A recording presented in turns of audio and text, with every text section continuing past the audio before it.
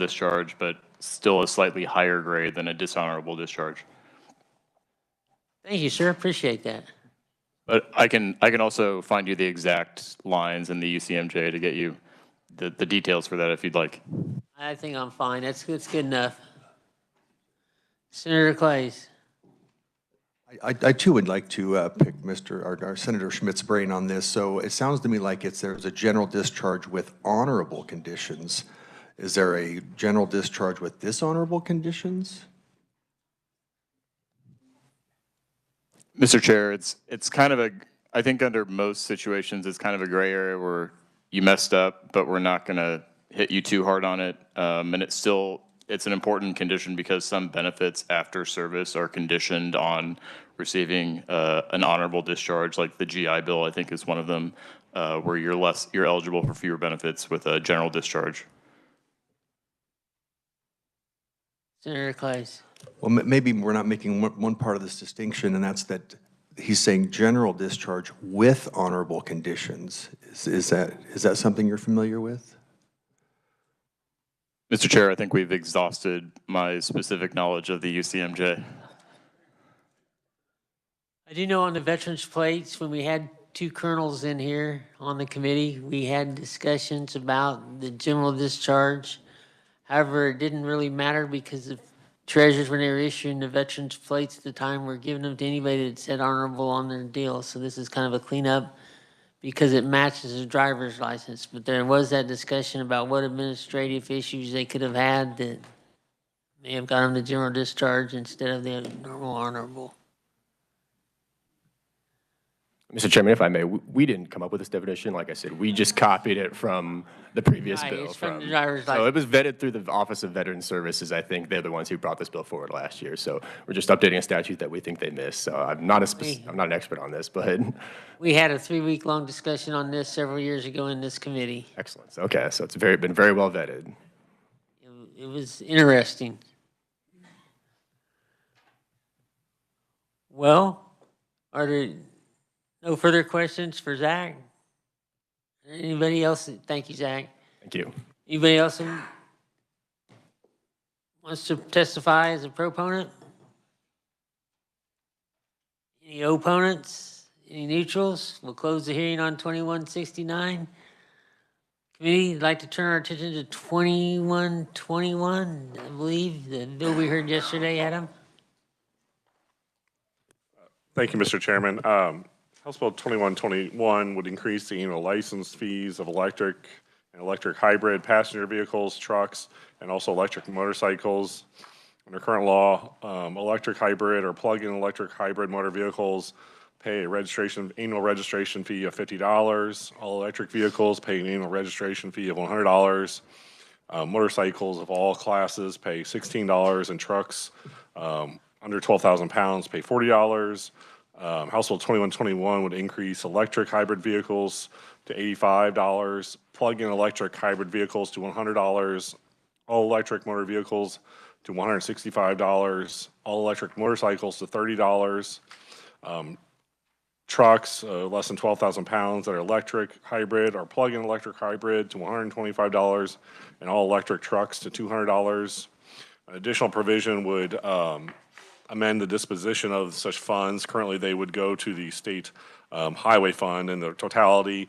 The bill would amend so that the funds would be distributed as is currently done for the motor fuel tax funds, whereby 2/3 of these funds, of these registration fees, would go to the highway fund, and the remaining 1/3 would be dispositive in the special city and county highway fund, and then distributed as according to law. Committee, I had requested an amendment from Adam. Do you have that amendment? Yeah. While he's handing it out, I'll explain it. It basically takes the basic hybrids down to $50. Not the plug-in hybrids, but the ones that just have the starter motor, don't have the plug-in hybrid.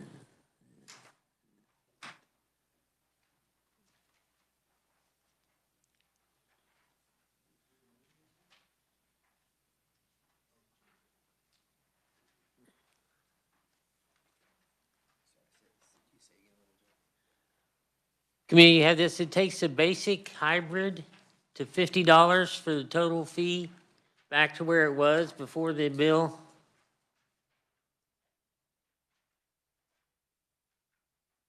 It, because we definitely split out the, plug-in electrics.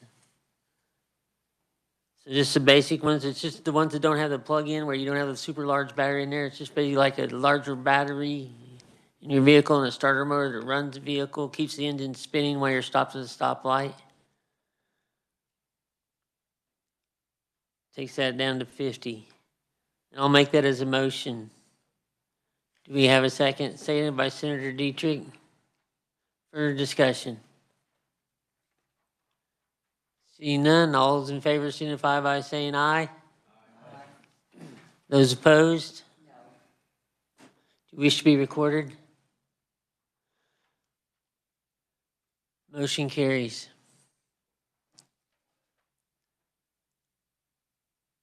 Committee, what's your pleasure on this bill?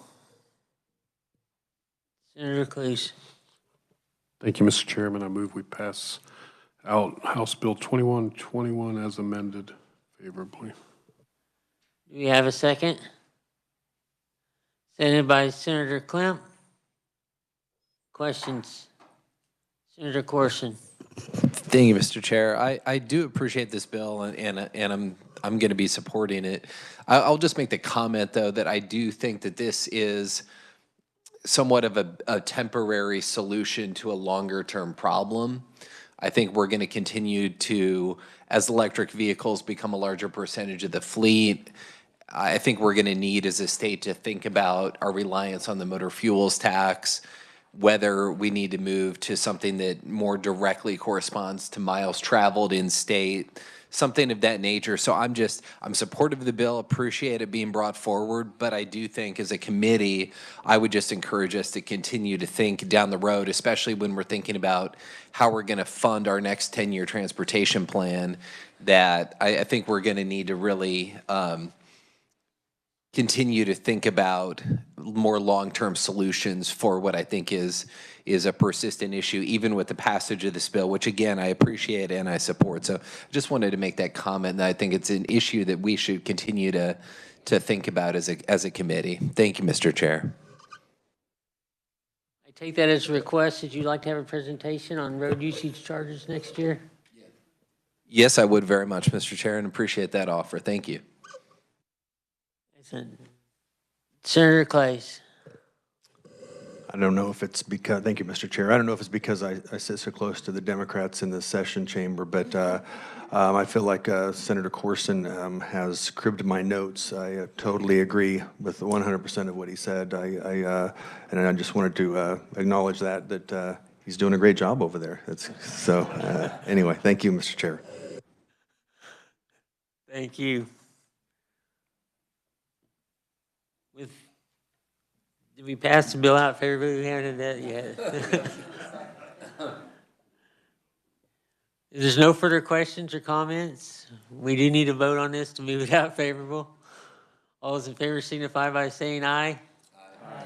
Those opposed? Motion carried. The bill's on its way.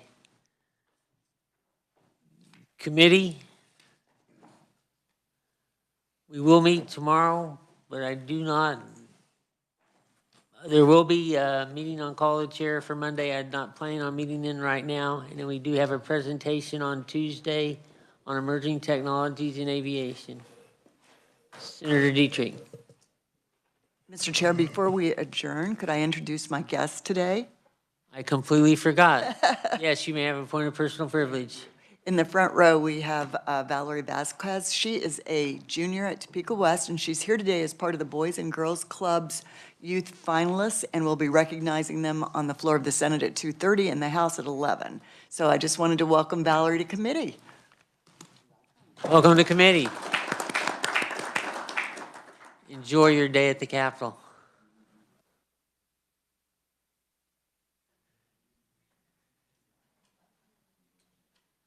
Seeing no further business to come before